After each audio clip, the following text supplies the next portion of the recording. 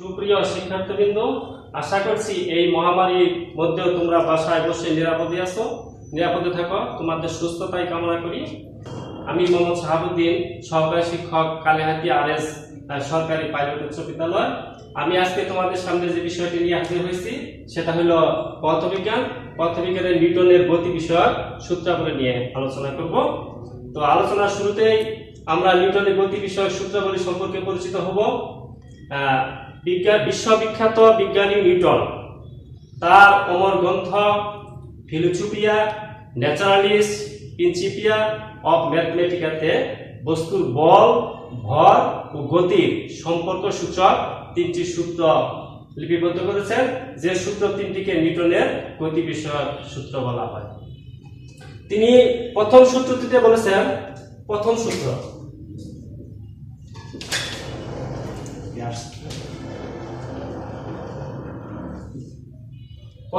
তিনি বলেছেন যে বাহ্যিক কোনো বল প্রয়োগ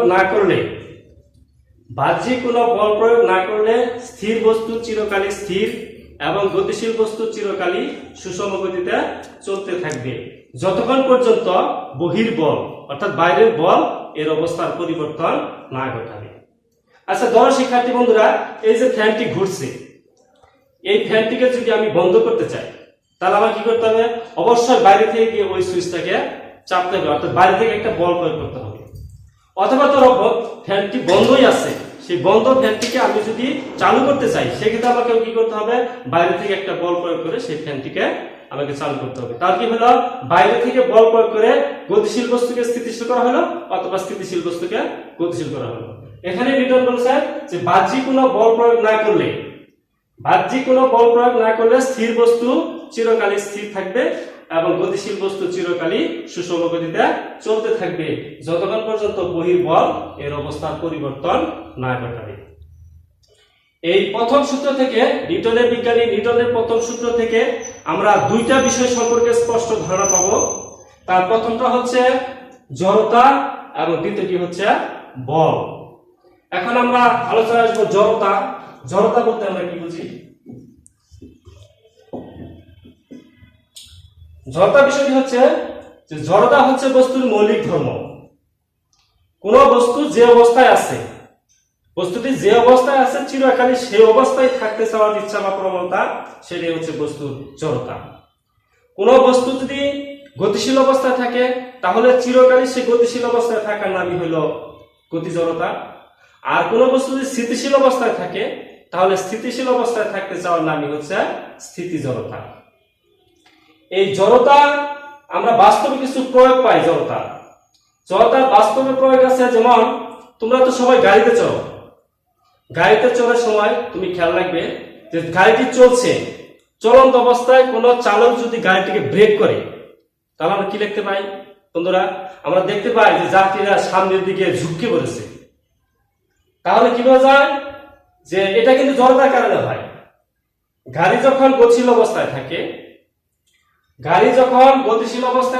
গাড়ির সিটে বসা ব্যক্তিটিও, গাড়ি যে গতিতে গতিপ্রাপ্ত হয় সিটে বসা ব্যক্তিটিও একই গতিতেই গতিপ্রাপ্ত হয়, কারণ ব্যক্তির নিচের অংশটি সিটের সাথে লাগানো থাকে। তাহলে কোনো কারণে চালক যখন ব্রেক করে গাড়ির গতিকে থামাই দেয় বা ওই ব্যক্তির গতিকে নিয়ন্ত্রণ করতে না পেরে সামনের দিকে ঝুঁকে পড়ে, এই কাজটি কিন্তু জড়তার কারণে হয়। আমরা জড়তার আরো বাস্তব প্রয়োগ করতে পারি। যেমন তার উল্টাটা যদি দেখি যে গাড়ি স্থির অবস্থায় আছে, ওই গাড়িকে যখন গতিশীল অবস্থায় করা হয় তখন যাত্রীরা পিছন দিকে হেলে পড়ে, এটাও কিন্তু জড়তার কারণেই হয়। আমরা যে আরেকটি বাস্তব প্রয়োগ আনতে পারি, যেমন একটি গ্লাস নিলা, তোমরা একটা গ্লাস নিয়ে ওই গ্লাসের মুখে একটি পোস্টকার্ড রাখো।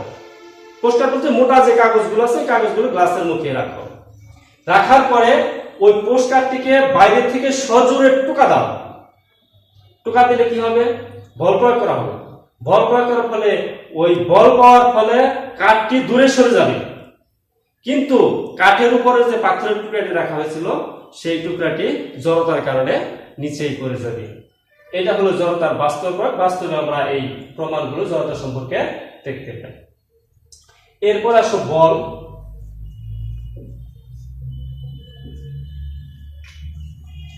তোমরা এই যে কলমটি দেখতে পাচ্ছ, এই কলমটি কি আমি হাত দিয়ে ধরছি, এমন কি জিনিস আমার হাতের মধ্যে আছে যে কারণে এই কলমটি ধরে রাখা সম্ভব হচ্ছে, সেই জিনিসটির নাম হচ্ছে বল। তাহলে বল বলতে আমরা বুঝবো যে যা কোনো স্থিতিশীল বস্তুকে গতিশীল করে বা করতে চায়, অথবা স্থিতিশীল কোনো বস্তুকে গতিশীল করে বা করতে চায়। এই যে স্থিতিশীল বস্তুকে গতিশীল এবং গতিশীল বস্তুকে স্থিতিশীল করতে চাওয়ার যে ধর্ম, সেটাই হচ্ছে বল। বলকে সবসময় আমরা এর দ্বারা প্রকাশ করব। বলকে প্রকাশ করা হয় এর দ্বারা।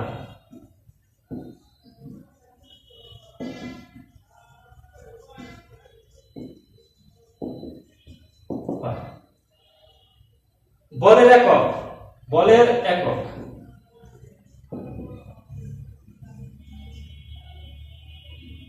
বলের একক হচ্ছে নিউটন। এখানে একটু ছোট প্রশ্ন থেকে যায় যে 1 নিউটন কাকে বলে। এই ছোট প্রশ্ন আমরা শিখবো যে 1 নিউটন কাকে বলে। এখান থেকে আমরা বলতে পারবো যে পরিমাণ বল 1 কেজি অর্থাৎ 1 কেজি ভরের উপর ক্রিয়া করে 1 metre per second square 1 metre per second square ত্বরণ সৃষ্টি করে, তাকে 1 নিউটন বলে। এই হলো বলের একক, বলের মাত্রা।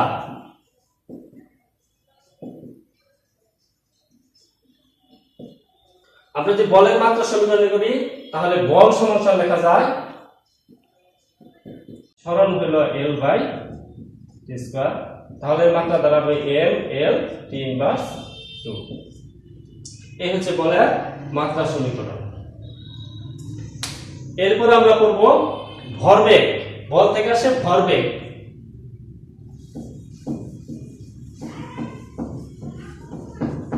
তাহলে ভরবেগটা কি জিনিস?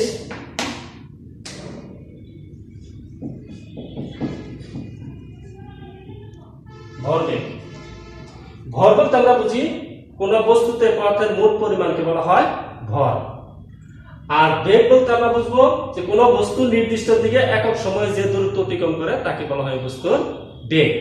তাহলে ভরবেগ মানে ভর গুণন বেগ। ভরবেগ সমান ভর গুণন বেগ। ভরকে প্রকাশ করা হয় ভর সমান সমান m, বেগ সমান সমান হলো v। তাহলে বস্তুর ভরবেগ দ্বারা ভর গুণন বেগ, তাহলে ভর হলো m, বেগ হলো v অর্থাৎ m। তাহলে আমরা ভরবেগের কি সঙ্গে লিখতে পারি? বস্তুর ভর ও বেগের, বস্তুর ভর ও বেগের গুণফলকে বলা হয় ভরবেগ। যেহেতু ভর একটি ভেক্টর রাশি, সুতরাং ভরবেগ একটি ভেক্টর রাশি। ভরবেগের একক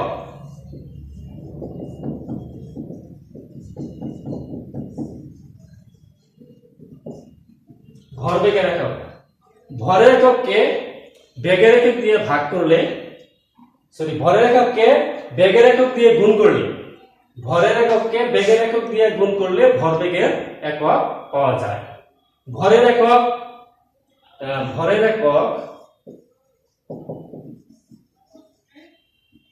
কেজি বা কিলোগ্রাম যাই বলি আমরা। এবার বেগের একক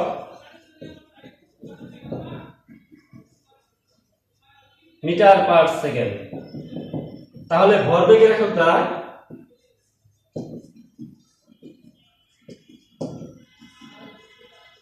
কেজি মিটার পার সেকেন্ড। এবার আসি ভরবেগের মাত্রা।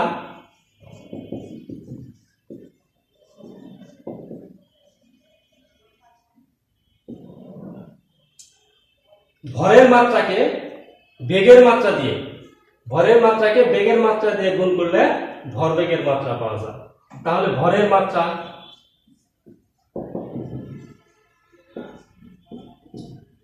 m, বেগের মাত্রা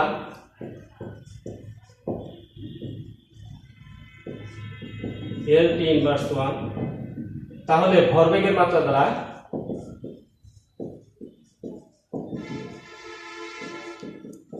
m L T ইনভার্স 1। এই হলো ভরবেগের মাত্রা। এখন প্রথম সূত্র থেকে তার ব্যাখ্যা, ভরবেগ এ সকল বিষয়ে আসে আলোচনা করেছি। এবার আমরা আসবো দ্বিতীয় সূত্র।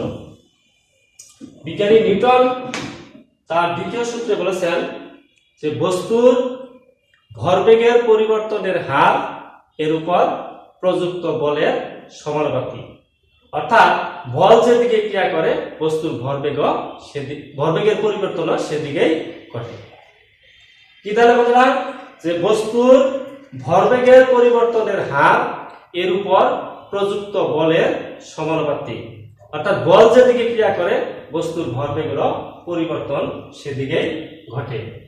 তাহলে এখান থেকে আমরা নিউটনের গতির দ্বিতীয় সূত্র থেকে আমরা F = ma এই জিনিসটি প্রতিপাদন করতে পারবো। এখানে F টা হচ্ছে বস্তুর বল, F = বস্তুর বল, F = হলো বল, আর m = হচ্ছে ভর, আর a = হচ্ছে ত্বরণ। তাহলে আমাদের সম্পর্কটা দাঁড়াবে F = ma, অর্থাৎ বল সমান ভর গুণন ত্বরণ। এই বিষয়টি আমরা এখন প্রতিপাদন করব। মনে করি u আদিবেগ বিশিষ্ট একটি বস্তু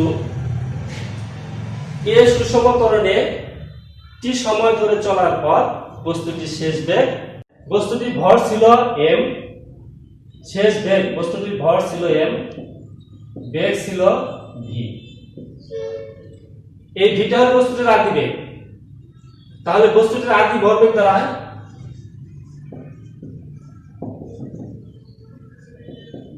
তাহলে m গুণন v, তার মানে mv। বস্তুটির শেষ ভরবেগ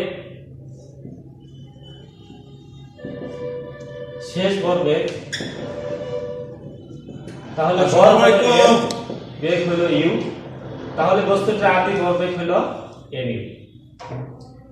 যেহেতু বস্তুটি টি সময় ধরে ক্রিয়া কর্মরত ছিল, কাজ করেছে, তাহলে বস্তুটির ভরবেগের পরিবর্তন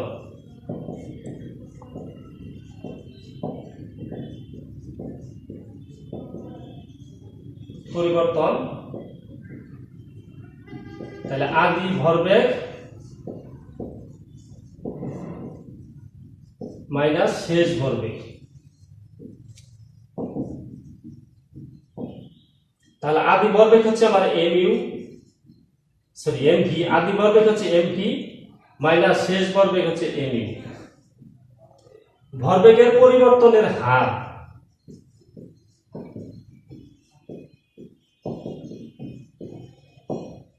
তাহলে mv minus mu by t।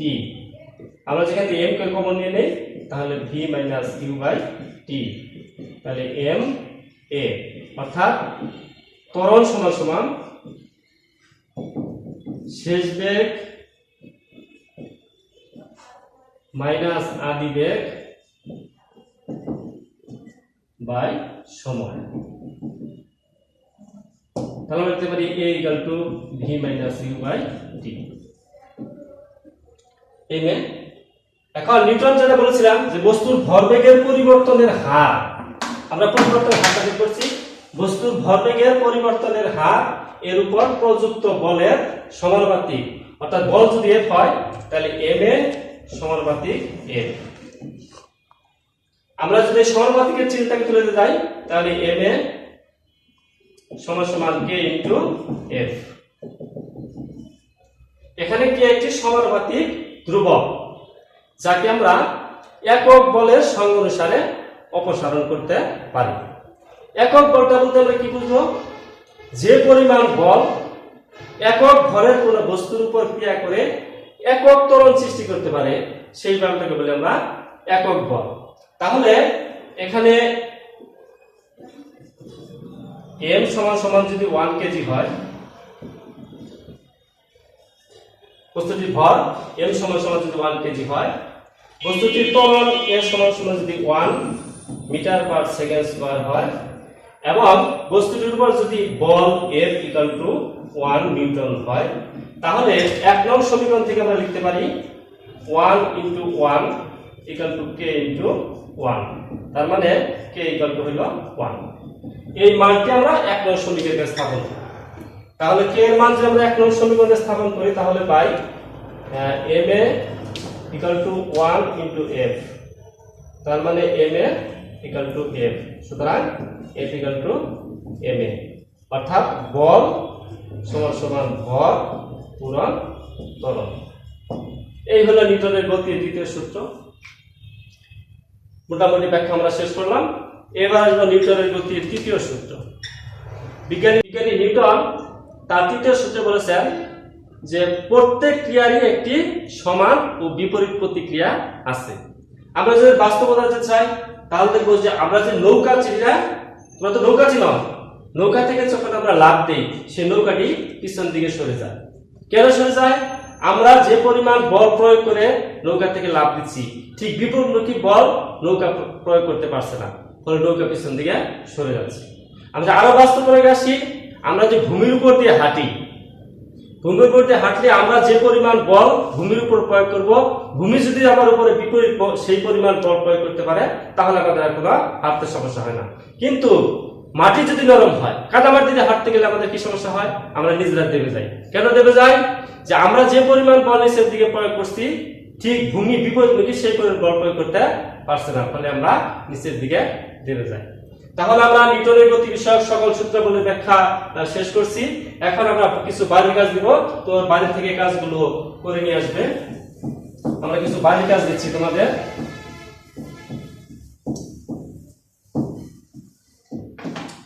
প্রথম প্রশ্নটি হলো বাড়ির কাজ।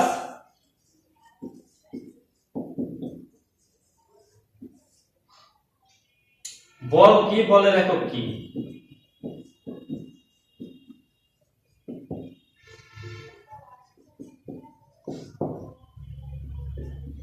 দুই নম্বর হলো জড়তা কি?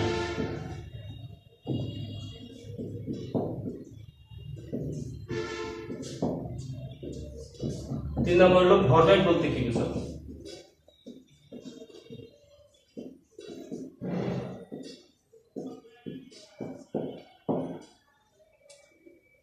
তাহলে সবাইকে অশেষ ধন্যবাদ। বাড়িতে থাকো, সুস্থ থাকো, এই মহামারীর মধ্যে সবাই সুস্থ থাকো এই কামনা এবং সবার দীর্ঘায়ু এবং সুস্থতা কামনা করে আজকের মতো এখানে শেষ করছি। সবাইকে ধন্যবাদ।